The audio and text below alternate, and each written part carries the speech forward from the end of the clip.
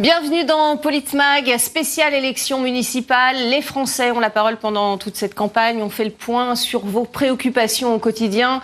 Reportage en France et décryptage de nos journalistes avec notre sondage et vos réactions bien sûr sur nos réseaux sociaux. Les ouvriers sont-ils en danger? C'est la question de notre débat avec nos invités sur ce plateau. Fyodor Rylov, avocat des salariés de l'usine Goodyear. Charles Huët, fondateur de la Carte française.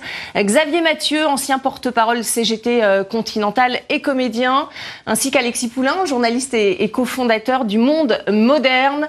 Les licenciements et les délocalisations dans l'industrie française pèsent lourd sur le climat social. 6 ans après la fermeture de l'usine Goodyear au nord d'Amiens, 832 salariés sont retournés devant la justice mardi dernier pour contester leur licenciement économique. Une centaine d'usines ferment chaque année en France depuis 10 ans maintenant et 1 million d'emplois ont été supprimés dans ce secteur. Écoutez. Goodyear se fout de la gueule du monde. En 2014, ils ont fait 2,5 milliards d'euros de résultats nets. C'était une profitabilité record. Enfin, c'était une explosion des dividendes. Et cette année-là, ils viennent nous dire que c'était pour motif économique. Ils ont licencié 1143 personnes.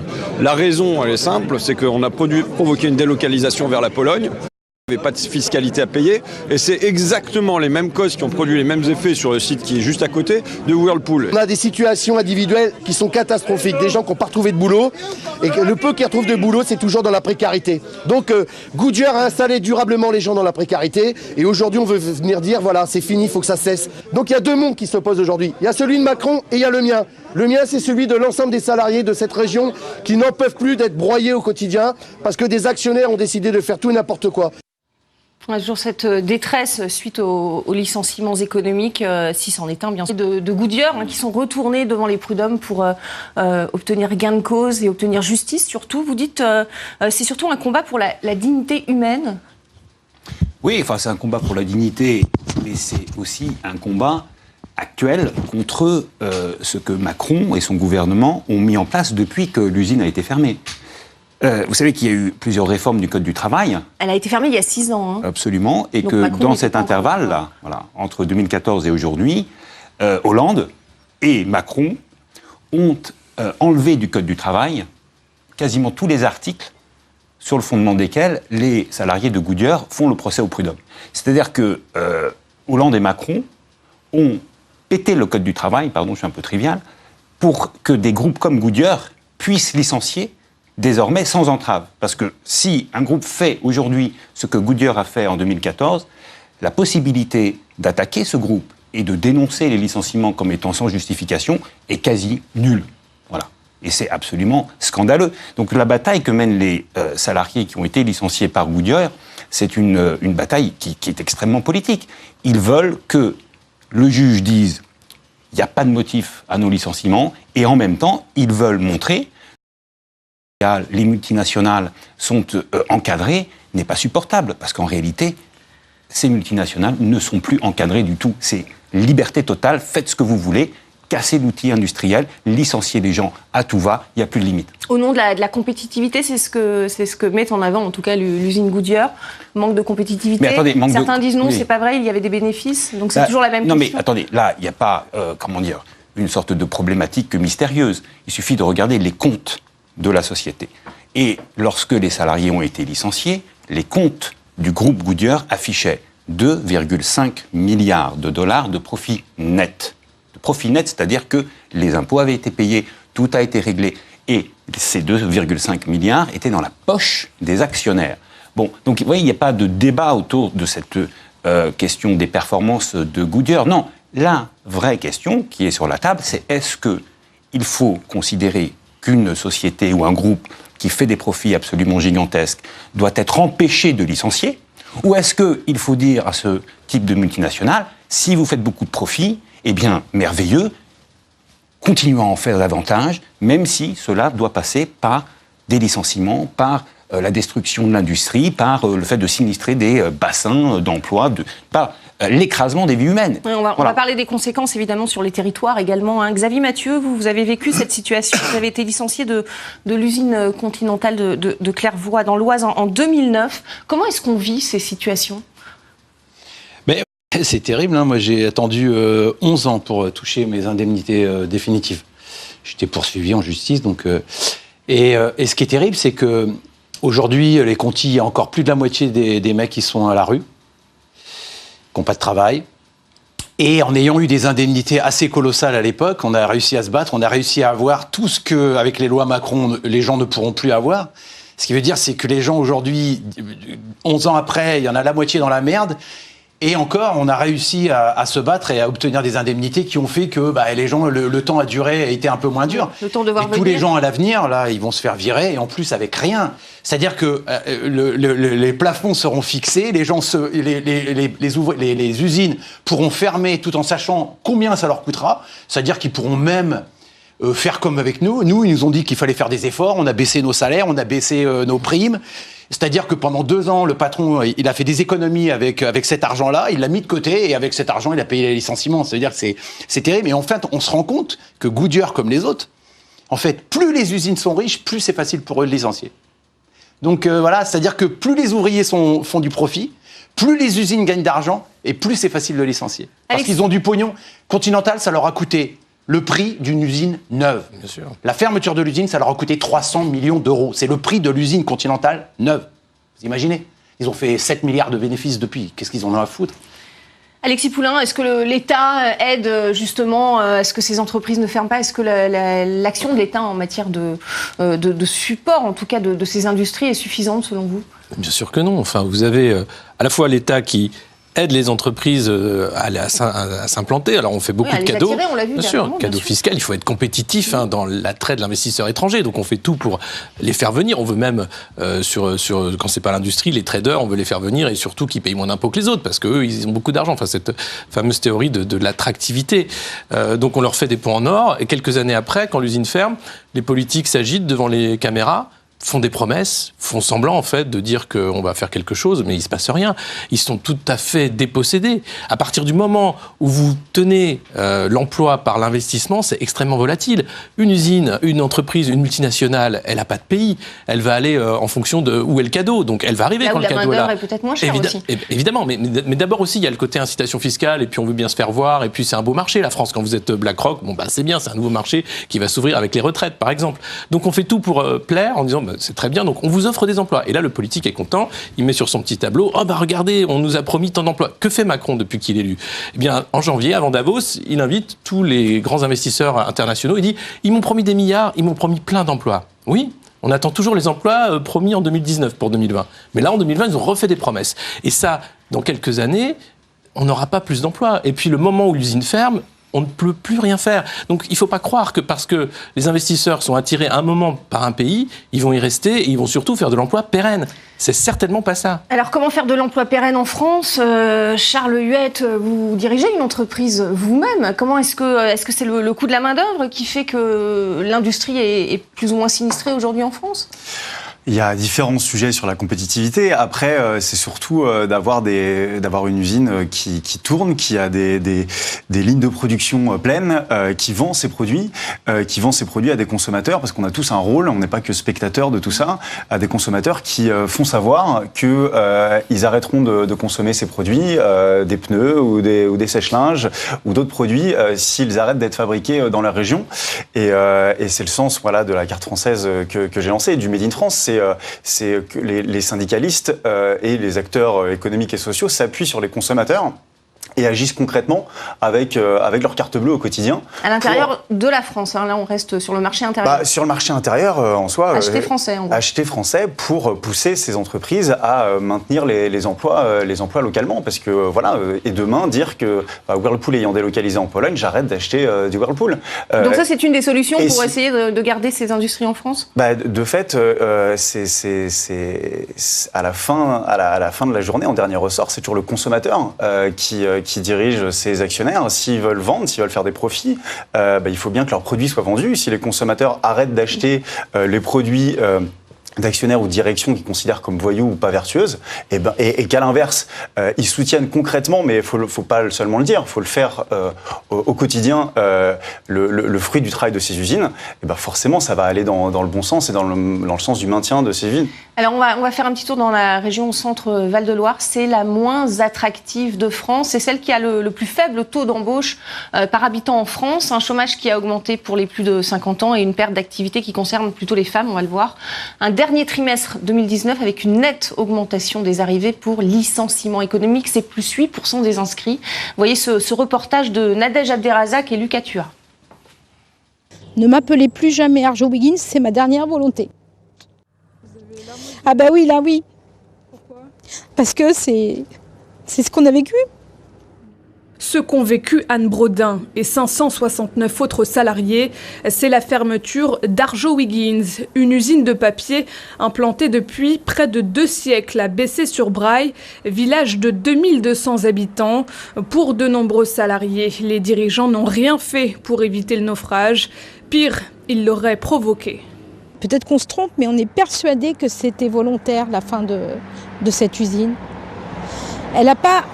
Pour nous, c'est pas qu'elle n'est pas justifiée, c'est vrai que le marché du papier était en déclin, c'est vrai, mais là, il y a eu des choses qu'on n'explique pas et qu'on ne nous explique pas, et on se dit que c'est vraiment la volonté de quelqu'un. À 55 ans et après 28 ans de bons et loyaux services, Anne Brodin s'interroge sur son avenir professionnel. Optimiste, elle reste toutefois réaliste sur ses chances de retrouver un emploi. Il faudra que je trouve n'importe quelle solution pour travailler un minimum, parce que, alors peut-être à mi-temps, peut-être, je sais pas, mais pour moi c'est pas possible de m'imaginer ne pas retrouver de travail. Quand on est senior et femme, c'est peut-être encore plus compliqué, parce qu'il y a des postes pour les hommes qui ont retrouvé en tant que menuisier, en tant que soudeur, et ça, une femme, c'est beaucoup plus compliqué. Pourquoi l'État n'est-il pas intervenu ? C'est l'une des questions qui hantent Anne Brodin. Pour elle, les ex-salariés ont été abandonnés par les pouvoirs publics. Quand on a les anciennetés que la grande majorité des salariés avaient, oui, on est écœuré. On est écœuré, on est dégoûté par le système. C'est pas pensable que l'État ne fasse rien pour... Alors on a vu des politiques, on a vu beaucoup de politiques, mais il y a rien eu de fait vraiment. Mais on se demande pourquoi il n'y a rien de fait pour soutenir. Est-ce que l'État aurait pu faire quelque chose ? Nous pensons que oui, parce qu'il a payé des millions pour fermer l'usine. Les licenciements ont coûté énormément d'argent. Il aurait mieux fallu donner les millions et refaire partir l'usine, quoi. Fiodor Ilov, on le voit, le désarroi de ces personnes qui ne savent même pas si elles vont retrouver un emploi. Ce n'est pas le cas de tout le monde. Comment est-ce que ces personnes font justement pour essayer de se former à un nouvel emploi, retrouver une vie normale, retrouver un travail ? Ça, vous l'avez vécu avec les personnes que vous défendez ? Comment elles font ? Est-ce qu'elles sont aidées ? Elles se débrouillent par elles-mêmes. C'est absolument scandaleux ce qui se passe lorsque les gens ont été licenciés dans ces conditions. Il n'y a aucune structure sérieuse. Il y a évidemment plein d'entreprises, prestataires de services qui viennent s'enrichir parce que les collectivités, parce que l'État met de l'argent à disposition, mais tout ça est avalé par des structures qui s'enrichissent de manière absolument insupportable pendant que les salariés cherchent du boulot par eux-mêmes. Xavier peut en témoigner bien mieux que moi, c'est absolument délirant. Mais je voudrais quand même réagir par rapport à ce qu'a dit cette dame-là. Tous les salariés de ce pays, lorsqu'ils sont confrontés à une restructuration, surtout lorsqu'elle est mise en œuvre par une multinationale extrêmement riche, se disent l'État doit intervenir. Oui, voilà, c'est ce qu'on entendait. On se tourne assez spontanément d'ailleurs ici vers l'État comme étant un interlocuteur crédible qui a des prérogatives, qui a des pouvoirs et qui, a priori, apparaît comme du côté des citoyens qui subissent l'attaque injustifiée de ces multinationales. C'est comme ça que c'est perçu, une attaque d'une multinationale, souvent d'ailleurs, dont on a du mal à identifier la nationalité. D'autant que certaines entreprises sont subventionnées par l'argent public, donc. Et moi, mon expérience, et moi, ce que je voudrais, c'est témoigner de ce que je vois tous les jours. Ce que je vois tous les jours, c'est que l'État dans ce pays est le meilleur prestataire de services pour le compte de ces multinationales. C'est que derrière le discours qui consiste à expliquer qu'on va tout mettre en œuvre, qu'on va essayer de les aider, vous avez en France une machine macronienne qui idéologiquement, c'est des ayatollahs de l'ultralibéralisme. Ils pensent que la destruction d'une usine, c'est bien. Ils pensent que c'est ça qui va générer de l'énergie. Ils sont complètement fous. C'est-à-dire que leur position, c'est même pas une position conservatrice, etc. Ils sont des militants de la destruction industrielle. Moi, c'est ce que j'ai sous les yeux. Et vous avez peut-être le sentiment que je caricature. Je peux vous garantir que avant d'arriver à cette conclusion, moi-même, j'étais absolument... pour essayer de les sauver, ces entreprises. Enfin, pardon. Ça, c'est le merveilleux discours, ça, c'est la vitrine. Ce que vous voyez derrière, lorsque les emplois sont véritablement en péril, ou lorsque, par exemple, un certain nombre d'entreprises viennent ici pour s'accaparer des bijoux de l'industrie française. General Electric, là, samedi, c'était hier, donc, j'étais avec les salariés de General Electric à Belfort. Bon.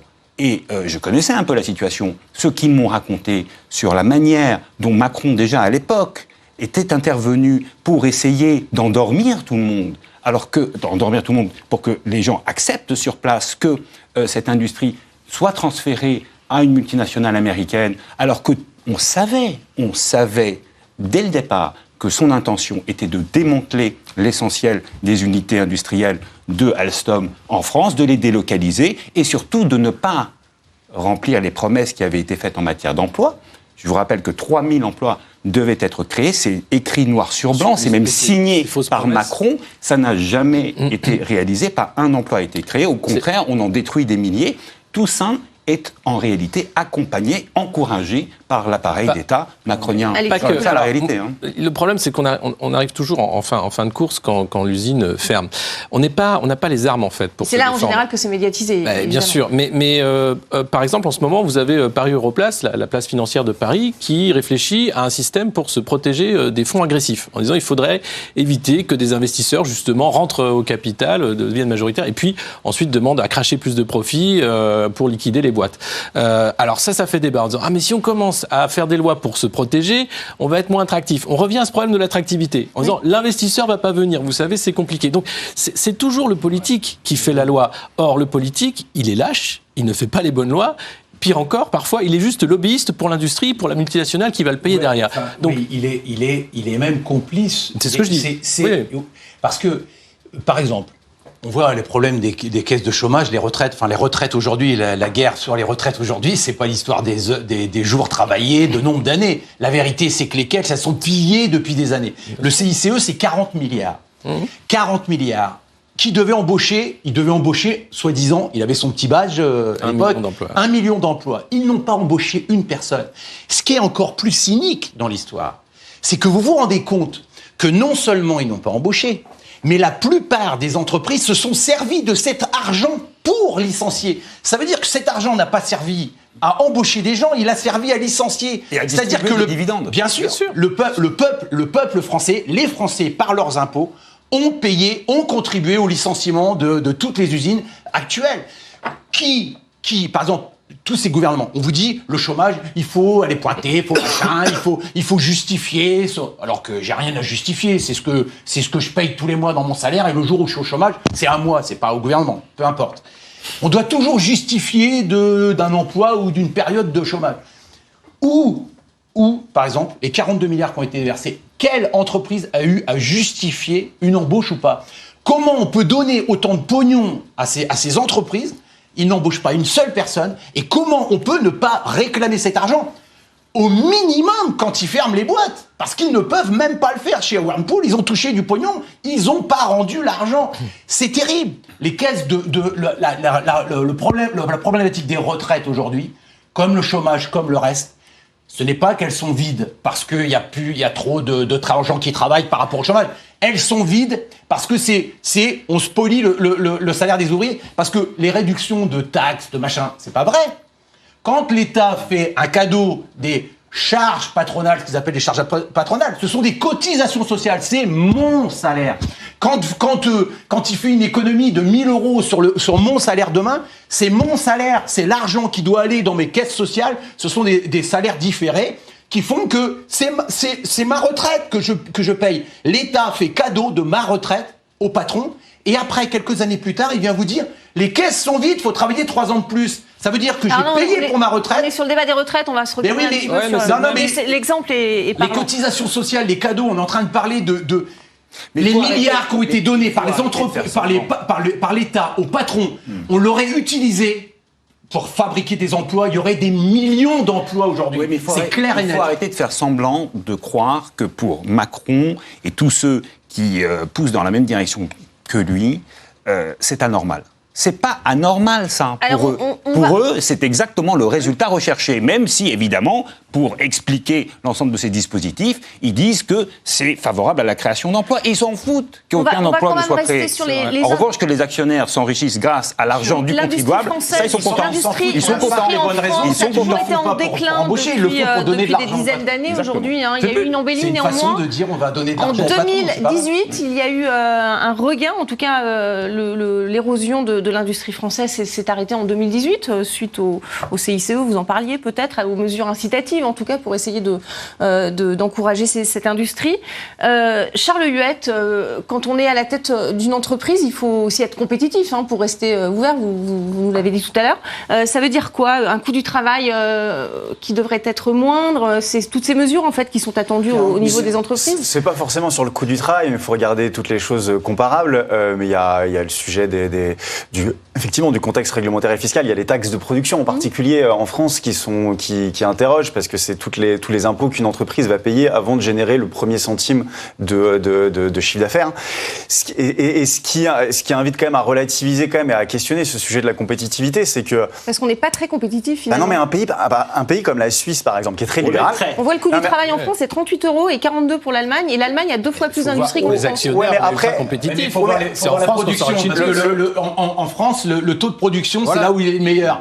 Donc si l'emploi il coûte plus cher et qu'on produit 10 ou 20% de plus, et que c'est 3% de plus de salaire, vous savez, les patrons, ils ont choisi tout ça. Le sujet, c'est pas le coût du travail, c'est le reste du contexte fiscal et réglementaire. En Suisse, il y a 4 fois plus d'emplois industriels qu'en France, par tête de PIB. 40% de l'emploi salarié suisse est industriel. La Suisse, c'est pas un pays dirigiste, c'est pas un pays, enfin c'est un pays plutôt libéral qui a un contexte libéral, fiscal et réglementaire qui est attractif. Et du coup, ça génère dans ce cas de figure de l'emploi industriel parce qu'on n'attire pas les investisseurs et l'investissement foncier important de toute usine avec des taxes de production, par exemple. Je pense pas du tout que le sujet soit le coût du travail et les salariés, les salaires suisses sont beaucoup plus hauts que les salaires français. Tout à fait, mais parce que c'est la conséquence d'une compétitivité de fleurons industriels. Et à un moment donné, il faut quand même se questionner sur notre niveau de chômage, notre niveau de désindustrialisation. La France la qualité de la production aussi, peut-être. Sûrement, mais enfin la qualité elle vient pas de nulle part. Quand les usines n'ont plus l'argent parce qu'ils l'ont payé en taxes de production pour investir dans l'outil de production, ils peuvent pas aider leurs salariés à démultiplier leur productivité, leur qualité. Donc non, l'exemple suisse est intéressant. Il faut se rendre compte qu'aujourd'hui, la France est plus désindustrialisée que la Grande-Bretagne. Donc on est un pays on doit quand même se comparer à ceux qui sont comparables. On a des voisins qui ont des contextes de niveau de vie à peu près similaires et on est les pires, donc on doit se poser des questions. On est les pires, on va écouter Bruno Le Maire, il s'est exprimé justement quand il a parlé de son pacte productif pour le plein emploi, c'était en octobre dernier. Écoutez. Plein emploi. Nous avons besoin d'une stratégie collective pour la nation, un pacte productif permettant d'atteindre le plein emploi en 2025. Je ne vois pas pourquoi la part de la production industrielle est passée de 17% à 12% de la richesse nationale en France, quand elle s'est maintenue à 23% en Allemagne, à 18% en Italie et à 14% en Espagne. Donc voilà, la part de l'industrie qui a considérablement baissé en France. Pourquoi? Alors que nos voisins européens, c'est pas le cas, Alexis Poulain. Non mais alors Bruno Le Maire, c'est le béotien. Vous savez, ça, le pacte productif, c'est pareil. C'est comme les pins 1 million d'emplois, ça va finir dans un carton, on n'entendra plus parler. Il y a, c'est-à-dire que... Quelques milliards au passage. Oui, avec quelques milliards pour les amis au passage. Ça, c'est la façon dont ça fonctionne. Il n'y a pas de plan, en fait, pour l'industrie en France. Il n'y en a jamais eu, à vrai dire. Il y a un plan, par contre, c'est pour effacer et enlever le monde ouvrier des radars. Parce que derrière, depuis toujours, le monde ouvrier, c'est le danger en politique. C'est le monde syndical, c'est le monde qui n'est pas d'accord avec les règles des riches. Et ça se voit. Et c'est devenu pourquoi aujourd'hui il y a ce désamour aussi de l'industrie, c'est que pendant des années, on dit que c'était pas une filière, c'était pas un emploi, c'était une voie de garage. Image. Voilà, vous étiez mauvais à l'école, faisez une formation. C'était pas quelque chose qui était une carrière. En Allemagne, c'est encore une carrière. C'est une façon d'entrer dans le monde du travail. Et c'est même, les patrons allemands, la différence, peut-être que les industries étrangères marchent mieux parce que le patron commence sur la chaîne de montage. Il sait de quoi il parle. Nous, en France, on a des énarques après. Ils arrivent, ils savent pas du tout de quoi ils parlent. L'État allemand n'a pas fait ce que l'État français a mis en place pour détruire l'industrie dans ce pays. Exactement. Mais parce que même les Anglais, des gens qui savent de quoi ils parlent. Ce qui est absolument incroyable, c'est qu'aujourd'hui, on se tourne vers l'Angleterre ou on se tourne vers les États-Unis pour y trouver quelques exemples de l'intervention de l'État en faveur de l'industrie. Alors que ces pays sont dirigés par des conservateurs. Est-ce que c'est possible ou pas avec l'Europe notamment? C'est culturel. Ce que je veux dire, c'est que Bruno Le Maire, qui connaît l'usine, c'est quand il fait une visite avec Carlos Ghosn déguisé en ouvrier. Il ne connaît rien de l'usine. On va en reparler. Restez avec nous. On continue ce débat sur l'état de l'industrie en France, la galère des ouvriers qui ont subi des plans sociaux. Pourquoi la France a du mal à être compétitive dans ce secteur? On en parle dans quelques minutes.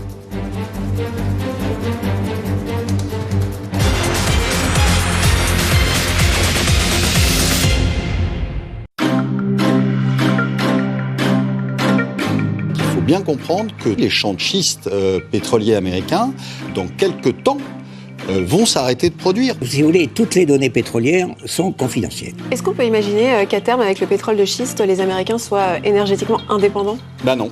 Ils sont en train de frôler l'indépendance. Mais pour le gaz, ils y sont. Mais pour le pétrole, non. Ces puits-là, les puits de schiste, sont des puits qui donnent le maximum les premiers mois. Après, c'est une chute continuelle. Si le pétrole de schiste descend cette année suffisamment pour que ça soit notable en mois de novembre, Trump ne sera pas réélu.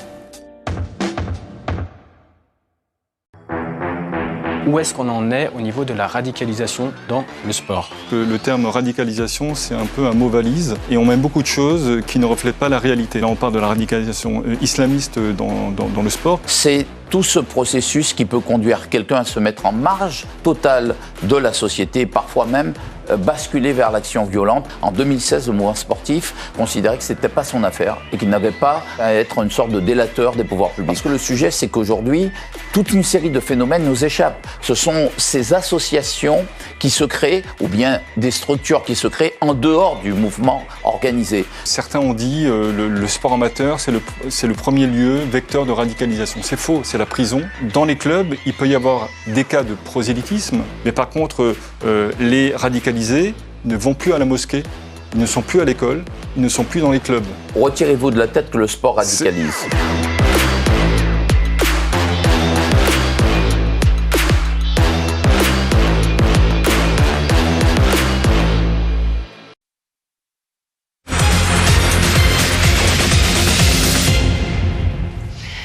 Politmag, la suite avec Fyodor Rylov, avocat des salariés de l'usine Goodyear, Charles Huette, fondateur de la Carte française, Xavier Mathieu, ancien porte-parole CGT Continental et comédien aujourd'hui, et Alexis Poulain, journaliste cofondateur du Monde Moderne. La France connaît depuis des années maintenant des fermetures d'usines et des plans sociaux à répétition, particulièrement touché le secteur automobile. Mais la France a aussi des fleurons comme l'aéronautique ou le secteur du luxe. État des lieux des usines en France avec notre journaliste Guy Marosi. L'industrie en France, cela représente 9,6% des emplois, mais c'est aussi un secteur économique en chute depuis des décennies, avec des licenciements économiques qui défrayent régulièrement la chronique au gré des fermetures d'usines. On peut donner l'exemple de l'usine du constructeur automobile Ford, située à Blanquefort, au nord de Bordeaux, qui a fermé ses portes le 1er octobre dernier. 849 employés licenciés, dont Philippe Poutou, candidat malheureux du nouveau parti anticapitaliste au présidentiel. On peut aussi citer Whirlpool à Amiens, dont 138 salariés ont été licenciés en août dernier, malgré un rachat en 2018. Il y a aussi General Electric, qui supprimera 485 postes sur son site de Belfort d'ici à fin 2020, ou encore le site de Tupperware, près de Tours, qui a licencié 220 salariés en février 2018. Il y a eu aussi ArcelorMittal à Florange et Gandrange, Goodyear encore à Amiens. Et il ne s'agit là que de quelques plans sociaux parmi les plus récents. En réalité, la liste est beaucoup plus longue. En 2016, 163 000 personnes se sont inscrites sur les listes de Pôle emploi après un licenciement économique. Elles étaient 144 000 en 2017. Un chiffre en baisse donc, mais qui doit être mis en perspective avec le nombre de ruptures conventionnelles qui, lui, a véritablement explosé, 438 000 en 2018. Alors, pourquoi les plans sociaux dans l'industrie attirent-ils autant l'attention médiatique ? Eh bien, parce qu'ils sont particulièrement dévastateurs. Les salariés de ce secteur ont beaucoup de difficultés à retrouver un emploi et sont souvent contraints de choisir entre déménager, avec les complications que cela implique, ou faire une croix sur leurs compétences et leur expérience en changeant de métier. Sans compter que travailleurs licenciés riment souvent avec ville sinistrée. Et puis, les fermetures revêtent souvent un enjeu électoral. Les leaders politiques se pressent régulièrement au chevet des usines en difficulté, sans d'ailleurs pouvoir faire grand-chose, à part aider un peu un repreneur éventuel, car les entreprises sont des propriétés privées, détenues par des actionnaires qui le sont tout autant, et l'Union européenne fixe des règles très strictes sur la libre concurrence qui limitent, et c'est peu dire, toute action étatique. L'État ne peut pas tout, avait déploré le Premier ministre socialiste Lionel Jospin en 1999, une vérité toujours criante, même 20 ans plus tard. Juste donner de l'argent, c'est tout. C'est vrai que l'État ne peut pas intervenir, en tout cas parfois pour sauver, c'était le cas auparavant, parce que l'Europe le lui interdit. Et qu'est-ce qui va se passer si tout d'un coup l'État français décidait de faire usage de toutes ses prérogatives pour empêcher la fermeture d'une usine ? Ils vont nous envoyer quoi de Bruxelles là ? Il va se passer quoi ? Non mais en plus, en Angleterre, il y aura des amendes. On citait les Anglais, bon maintenant ils sont sortis de l'Europe, il y a peut-être un lien d'ailleurs, ou les Allemands, mais les Allemands, ils interviennent, et lorsque l'Union européenne cherche à empêcher l'État allemand de protéger son industrie, je peux vous garantir qu'il y a une réponse de la part des autorités. Alors c'est souvent les autorités locales, et c'est vrai parce que je ne pense pas que le gouvernement allemand passe outre les règles de Bruxelles. Le pouvoir différemment. Il s'occupe bien de Bruxelles aussi. Quand vous avez Juncker qui était président de la Commission qui va aux États-Unis, c'est d'abord pour négocier pour l'industrie automobile allemande. Absolument. Mais en tout cas, ce qui est sûr, c'est que vous avez en France, depuis presque un quart de siècle, une position étatique, idéologique, qui est favorable à la libéralisation à tout crin et surtout à ce que l'État se désengage de tous les secteurs pour laisser libre cours à l'appétit des multinationales. Il y a vraiment une position idéologique que je la vois tous les jours, et qui doit être dénoncée et combattue. L'État a des moyens, et l'Union européenne peut évidemment être mise en recul lorsque l'État décide de faire usage de ses pouvoirs. C'est pas tant l'Union européenne qui est là et qui met des règles que ce qu'il y a dans la tête des gens qui sont à la fois à Bruxelles et au gouvernement français. On a affaire à quelqu'un quand même, Emmanuel Macron, qui pense la France comme une entreprise, en mode start-up. Enfin, on peut pas injecter de l'argent et aider une entreprise. Il y a derrière l'idée du néo-management public une idéologie qui fait que l'État serait inefficace, qui coûterait trop cher, qui sert à rien, et qu'on doit faire dans le public ce que fait le privé. Et derrière, vous avez une guerre, mais sémantique, mais qui date pas d'aujourd'hui. Vous avez affaire à des directions des ressources humaines, qui sont d'ailleurs nombreux au gouvernement. La ressource humaine, c'est quoi ? C'est quand on nie l'humain, quand on en fait une commodité comme une autre. Matière première, c'est l'humain. Et là, on n'a plus rien à voir avec un ouvrier, avec quelqu'un qui est qualifié, qui a une histoire, qui a une vie. C'est-à-dire qu'on s'en fout. C'est un chiffre, c'est une ressource. Ça fait longtemps. Ça fait longtemps que ça existe, mais là, on a atteint vraiment un niveau extrêmement dangereux. Et pourquoi on en arrive là ? C'est que vous avez vu ce reportage, cette dame qui a 55 ans, qui sait très bien qu'elle ne va pas retrouver d'emploi, qui a passé sa vie dans cette usine, mais on s'en fout de sa gueule. Elle est virée parce que c'est la ressource humaine. Et derrière, en plus, on atomise les gens. C'est-à-dire qu'aujourd'hui, vous en avez des ouvriers, vous en avez beaucoup. Mais ils ne sont plus dans les industries, ils sont sur des vélos. pour les plateformes internationales américaines, parce qu'ils vendent quoi ? Ils vendent leur corps. On en est là. On est en train de retourner à un 19e où alors qu'on avait fait avec les luttes syndicales, avec les luttes, on avait réussi à avoir un droit du travail, tout ça est en train d'être détricoté à la vitesse de l'éclair. C'est scandaleux ce qui se passe aujourd'hui, c'est incroyable. Et vous n'avez plus justement, parce qu'on a perdu les ouvriers dans la sémantique, de représentants ouvriers, de culture ouvrière, de force syndicale. Regardez les syndicats, ils ne sont pas en ordre de bataille. Et tout ça... Il y a députés ouvriers. Députés ouvriers, vous n'en avez pas. À la télé, vous ne les voyez pas. La culture ouvrière, ce moment qui était fort, qui était un moment anarcho-syndicaliste, qui est pas rien, qui fait après tout ce qu'on sait des luttes, de la libération, etc. Il s'est évaporé. Mais parce que les règles sociales dans ce pays. Alors justement, c'est des choix politiques. Est-ce que c'est pas une des pistes explorées par le gouvernement justement pour redorer en tout cas cette image de l'industrie, redonner de l'attractivité pour les jeunes étudiants aujourd'hui dans ces secteurs? Comment faire, Charles Huet? C'est des choix politiques. C'est des choix politiques. Effectivement, quand l'État décide de donner 40 milliards à des entreprises qui ne vont pas embaucher une personne, tout en, dans le même temps, en liquidant les services publics, en licenciant les fonctionnaires, le choix décide de mettre de l'argent dans du non-emploi en licenciant des gens. Enfin, c'est juste. Et dans le même temps, on manque de main-d'œuvre aussi dans les usines, de personnes spécialisées. D'où ma question. Non, mais effectivement, les métiers de l'industrie ont été largement dénigrés pendant des années. On a cru que des entreprises sans usines, c'était l'avenir de l'Occident. On s'aperçoit que c'est absolument crucial. À outrance. Oui, alors aujourd'hui, l'automatisation et la robotisation vont plutôt dans le sens de la relocalisation de l'industrie.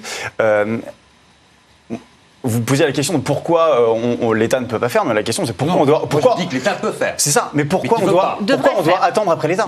Pourquoi on doit attendre après l'État? Avoir l'ouvrier en tête au quotidien de manière sémantique, c'est très bien. Moi, je l'ai au quotidien dans mes achats, ce qui fait que moi derrière, je sais pas où sont fabriqués vos jeans et votre costume, mais moi du coup derrière mon sweat, je sais qu'il y a une couturière à Roubaix. Derrière mon jean, je sais qu'il y a des gars à Nancy. Derrière mes sneakers, je sais qu'il y a une usine, la dernière dans les Vosges, de chaussures. À un moment donné, ça dépend aussi de nous. Moi, j'entends beaucoup de velléitaires, de bavards. À un moment donné, chaque jour, entre deux élections présidentielles, on va 150 fois au supermarché. On a Noël, on fait des cadeaux à tout le monde. On a notre rôle aussi. On a le droit de critiquer. On a le droit de opposer. Faut pas opposer, mais je l'entends jamais. Je l'entends jamais. C'est une espèce de culpabilisation permanente. C'est comme l'environnement. C'est une des pistes, les papiers dans une poubelle et le machin. Mais nous faire croire que ça va changer quoi que ce soit. Mais bien sûr que si. Mais le Made in France est à l'origine. Comment je m'achète des produits français avec un SMIC à 1200 €? Comment je m'achète ces produits-là? Je ne consomme que français depuis 8 ans. J'ai jamais touché plus que le salaire médian français. C'est-à-dire qu'il y a la moitié des Français. C'est 2007. Ça veut dire qu'il y a la moitié des Français qui peuvent se le permettre. C'est 500 € de plus que la grosse majorité des Français. Et le sujet, c'est pas de l'imposer à une mère célibataire smicard. C'est au contraire d'avoir en tête effectivement son sort, sa sédentarité, son inemployabilité et sa tristesse quand l'usine ferme au moment de mes achats. Cette empathie et cette colère, elle doit pas être que vis-à-vis d'autrui, d'aller chercher une autre responsabilité. On a aussi tous, c'est pas la seule, c'est pas l'alpha et l'oméga, mais on a tous aussi notre petite part de responsabilité. Les CE, chaque année, à la tête desquelles siègent des élus syndicaux, distribuent 1,5 milliard d'euros de cartes cadeaux qui aujourd'hui vont être dépensés en Amazon, H&M. Chaque année, des élus syndicaux ont, via ces activités sociales et culturelles, un plan de relance industrielle. On peut le faire chacun d'entre nous. Et déjà, c'est un moyen de rendre vachement plus concret l'ouvrier, effectivement, qu'on oublie, qui est loin des yeux, loin du cœur, de la France périphérie du gilet jaune, se dire, moi, j'achète le fruit de son travail, de sa dignité, et ça lui donne un salaire. Et ça pérennise la ville. Ce que font les agriculteurs aussi, on l'a vu. Et ça, manger français, s'habiller français, acheter français, penser aux usines et à tous les impacts. Parce français, fabriqué français. Oui. Voilà, on va en reparler. Ton pull, je sais pas d'où il vient. En l'occurrence, il est moitié recyclé du PET local. C'est la main-d'œuvre française, mais voilà, ça nous empêche pas. Ça empêche pas le coton d'aller exploiter l'Afrique pour faire le coton du t-shirt. L'usine peut être française. C'est ça qui m'intéresserait. Il y a du lin. Est-ce que ça garantit du 100% français? Est-ce que ça garantit toute la chaîne de production est française? Non, mais aucun produit n'est 100% français. Voilà. Et c'est pas une aspiration en soi. Le but, c'est entre 5 produits pour ce dont j'ai besoin, et il y a une des marques qui génère plus d'emplois directs, industriels, locaux que les autres, et je privilégie celle-ci. Voilà, et je le fais bruyamment, parce qu'aujourd'hui, je suis un média en tant que consommateur, je peux promouvoir ou dénigrer, et je fais savoir que ça m'importe. Et que si demain, le sèche-linge Whirlpool, il est plus fabriqué à Amiens, j'achète de l'acheter. Point. Alors écoutez justement Emmanuel Macron qui veut faire la promotion du fabriqué français. Réunion à l'Élysée en janvier dernier. Emmanuel Macron a rassemblé les entrepreneurs justement pour une grande exposition du Made in France. Regardez, écoutez-le. Parce qu'on ne peut pas demander de fabriquer en France si derrière on n'a pas un coût du capital qui est compétitif. On s'est arrangé pour le faire. On ne peut pas fabriquer en France si on n'a pas un coût de l'emploi qui est compétitif. On ne peut pas fabriquer en France si on n'investit pas pour justement accompagner la formation. Moi, quand j'entends les gens dire « vous faites des mauvaises réformes, mais il faudrait fabriquer chez nous », c'est pas vrai. C'est un mensonge. C'est un mensonge. Augmente le SMIC alors. C'est du blabla, ça. C'est quoi le coût? Le coût de production, c'est quoi en fait? C'est les salaires en fait. Moi, le seul coût du travail, qu'on arrive à vous faire croire qu'un ouvrier coûte de l'argent, parce que le coût du travail, ça veut dire que je coûte de l'argent. Depuis quand un ouvrier coûte de l'argent à un patron? Moi, je suis persuadé. Et c'est les charges qui coûtent, en fait. Mais c'est pas des charges, c'est des cotisations sociales, c'est un salaire. C'est eux qui fabriquent la richesse. C'est les seuls qui fabriquent la richesse, ce sont les bras des travailleurs. C'est la richesse qui fabrique, point, qui est prise à la par ligne. le patron. Il n'y a pas de coût du travail. Le seul coût du travail que je connais, et qui est malheureusement triste, c'est qu'il y a à peu près entre 500 et 600 morts au travail par an. Ça, c'est les seuls coûts COUP que je connaisse. Le coût du travail, il n'y a pas un ouvrier qui coûte de l'argent à un patron. Ce sont eux qui enrichissent les patrons. C'est quand même incroyable d'entendre ça. Le coût du travail. Le salaire, c'est le coût du travail. Et tu veux quoi? Tu veux plus me payer en plus? Non, mais c'est terrible. Ces mots qui sont mis, cette sémantique qui détruit totalement la vraie valeur. L'ouvrier, les bras des travailleurs, ce sont eux qui fabriquent les richesses. Les actionnaires, ce sont des nuisibles. Ce sont totalement des nuisibles. Ils ne servent à rien dans l'économie. À rien. La terminologie utilisée en France n'a rien à voir avec la terminologie qui est utilisée, par exemple, aux États-Unis. Moi, je suis allé pour les General Electric aux États-Unis parce qu'on leur fait un procès là-bas, à General Electric, pour essayer de forcer cette multinationale américaine à remplir ses engagements par rapport à l'État français. Ils se sont engagés à créer 3000 emplois.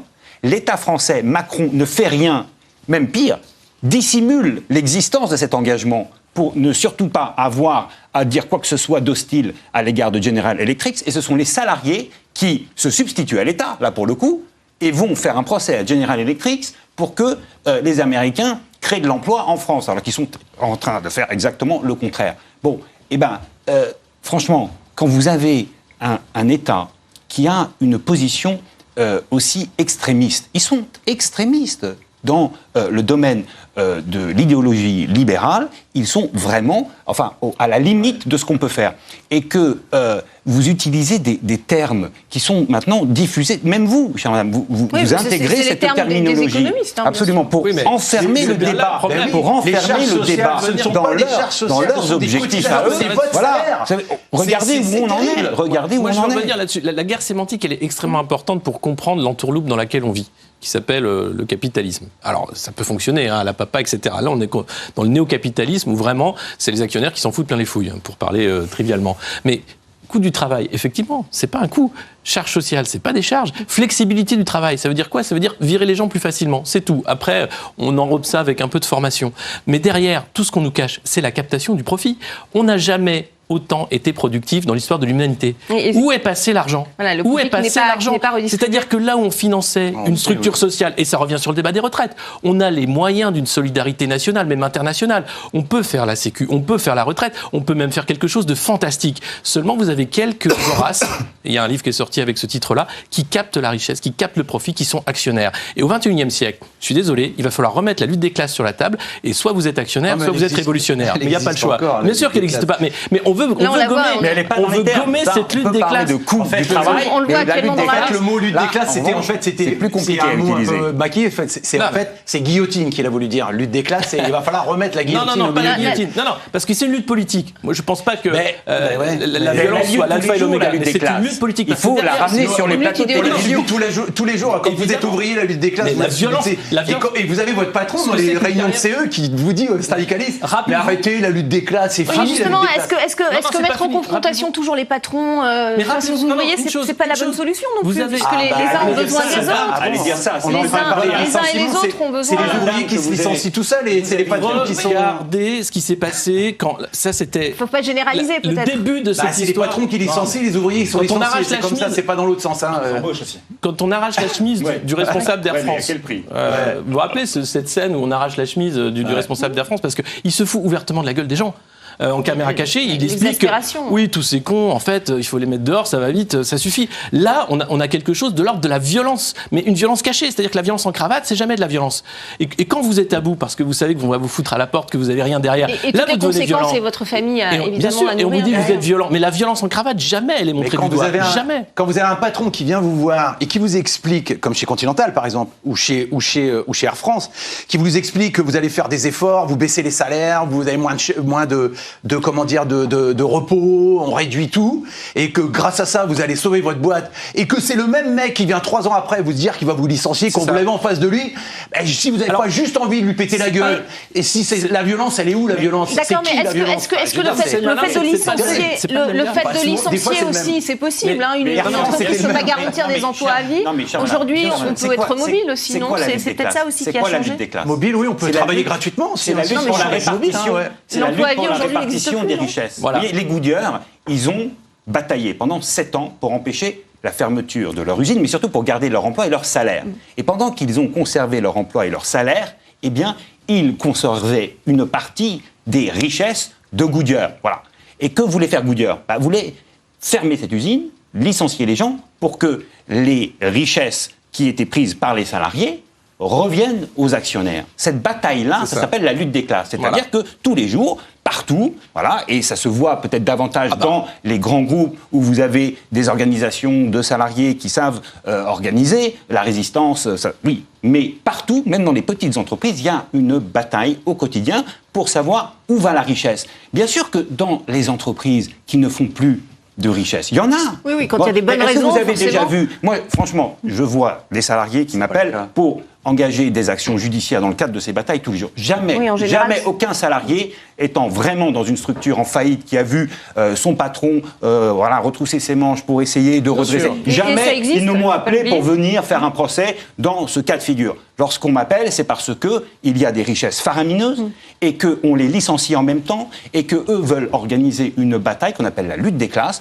pour que ces richesses-là continuent à être converties en salaire, en emploi et ne soient pas tout d'un coup injectées dans les comptes en banque qui sont déjà pleins à craquer de quelques petits actionnaires. Voilà, c'est ça la Sachant que vous avez une double peine, parce que ces entreprises qui ferment des usines pour délocaliser, elles délocalisent aussi leurs profits.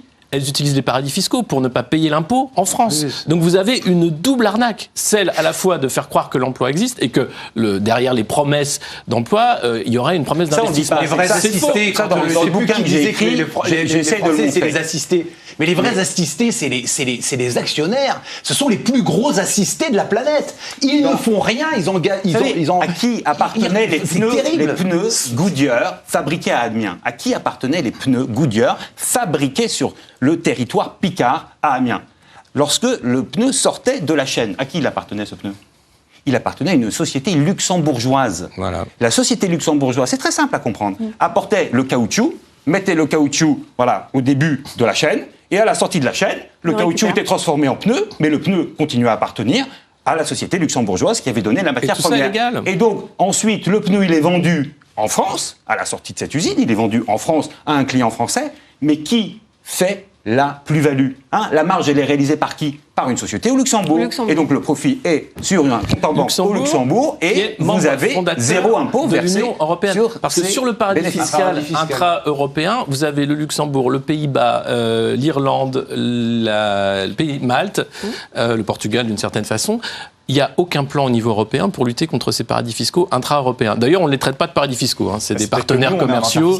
Nous, on n'est pas... Quand on voit que tous ces voisins sont des paradis fiscaux, c'est peut-être que c'est nous le tous les voisins. Non, ils sont 5 paradis fiscaux sur les supprimer l'impôt. Ils sont pas trop nombreux. En tout cas, donc la Suisse, légalement... La Suisse, ils sont pas membres de l'Union européenne. On va essayer de passer aux questions-réponses. On a des questions et des réactions, en tout cas, de nos téléspectateurs. On va les découvrir.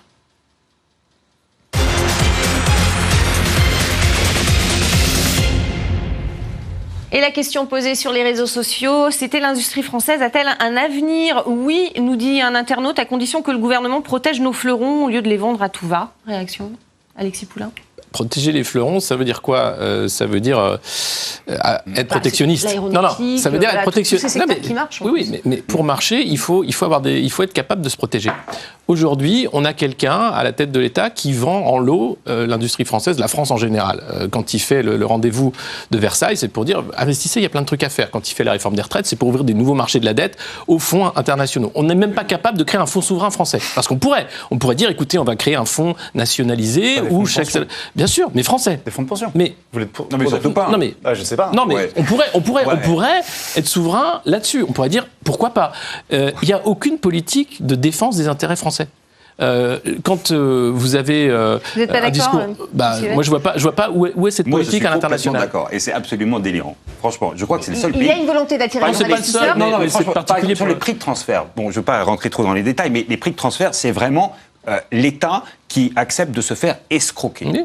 Le seul pays au monde, en tout cas dans le monde, on va dire, industrialisé et développé, qui accepte les prix de transfert de cette ampleur, mais vraiment, on se fait rouler dans la farine, écrabouiller, marcher dessus, et ils disent merci. Mais c'est absolument délirant. Et ils disent merci. Et ça, c'est l'idéologie que j'évoquais tout à l'heure. Vous avez aujourd'hui au pouvoir des gens, c'est vraiment au dernier reliquat de l'ère Thatcher. C'est les derniers au monde. Même la Banque mondiale, même aux États-Unis, Trump, etc., ils ont complètement renoncé à cette idéologie. C'est des hommes des cavernes. C'est des hommes des cavernes. Ils continuent à penser comme Margaret Thatcher qu'il faut casser tout ce qui ressemble à une règle de protection sociale, casser tout ce qui peut éventuellement se frayer un chemin pour empêcher les multinationales d'accomplir leurs désirs. C'est absolument incroyable. Et il y a vraiment maintenant grand besoin qu'en France, ça soit dénoncé et qu'on se rebelle un peu, quoi, et efficacement. Ça fait 2 ans quand même que je crois... Oui, mais il faut qu'on se rebelle efficacement. Alors, autre question... Ça suppose que ce qu'on est en train de dire... Politiquement, oui, bien sûr. Autre réaction à cette question, l'industrie française a-t-elle un avenir? Non, pas dans le cadre de l'Union européenne qui encourage les délocalisations et nous met en concurrence avec des industries plus compétitives. Oui, mais en plus des industries dans l'Europe. En fait, je comprends pas l'intérêt de l'Europe puisque les usines des 3/4 de France qui sont parties,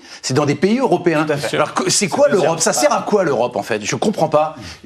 Même pas à protéger les usines françaises. La France fait partie de l'Europe. L'Europe devrait protéger la France, l'industrie. Pourquoi? C'est quoi? Parce que l'Europe encourage la concurrence. Parce que l'Europe est gérée par les plus grandes multinationales du monde. Voilà, de fait, les ouvriers polonais, ils sont plutôt eux contents de l'Europe. Oui.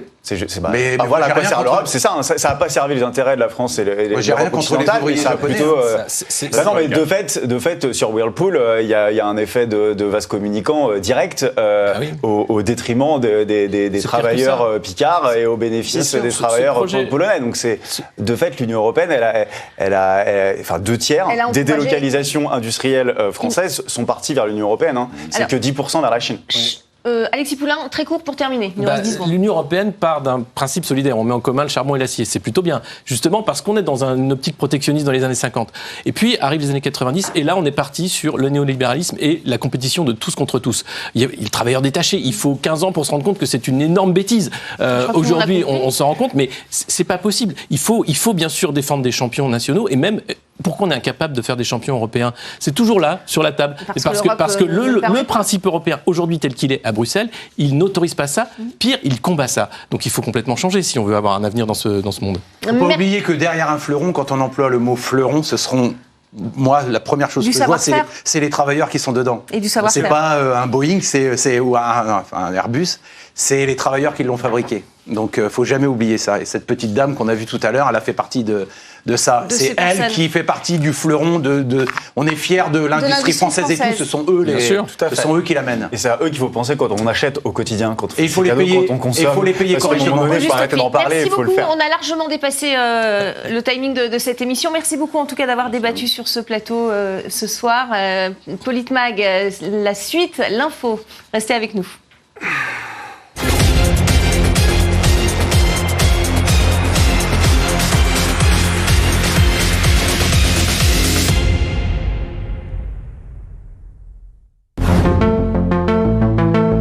C'est le sentiment que vous avez eu, vous aussi, ce besoin d'autonomie?